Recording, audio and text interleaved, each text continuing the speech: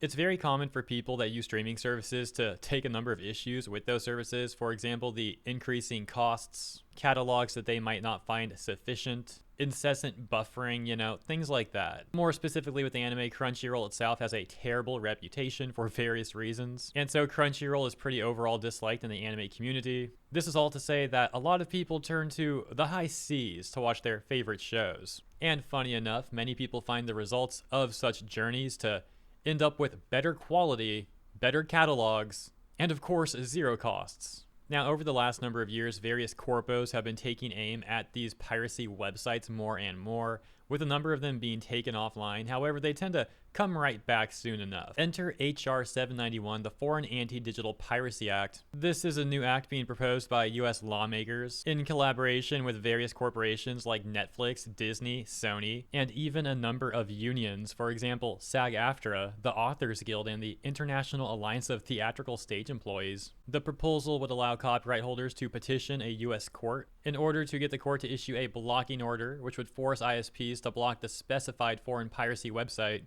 This may cause more people to turn to VPN services. However, others worry that down the road, not in this proposal, but potentially like years from now or something, that the government and the corpos may eventually also come for your VPNs. Such actions, of course, not simply being the result of like going after piracy, but rather a larger scope act of censorship in going after internet freedom. Now, going specifically back to the Foreign Anti-Digital Piracy Act, or FADPA, this thing was introduced by Rep. Zoe Lofgren, a California Democrat, on January 29, 2025. And there's a number of things that would have to occur before this thing potentially passes or doesn't. For example, committee hearings and then debates on the House floor, all the way up to presidential action. The point being, we probably won't know the ultimate fate of this proposal anytime soon. And additional variables, for example, if there's unanimous support for this proposal, can greatly affect the time frame we're looking at. So let me know what you think about this escalation and their so-called war against piracy, and how instead of going after the piracy websites directly, they're now essentially attempting to leverage ISPs to facilitate their attacks. As always, thank you for tuning in. Hope you enjoyed my coverage, and if you did, please consider liking and or subscribing. Appreciate ya, and I'll see you in the next one.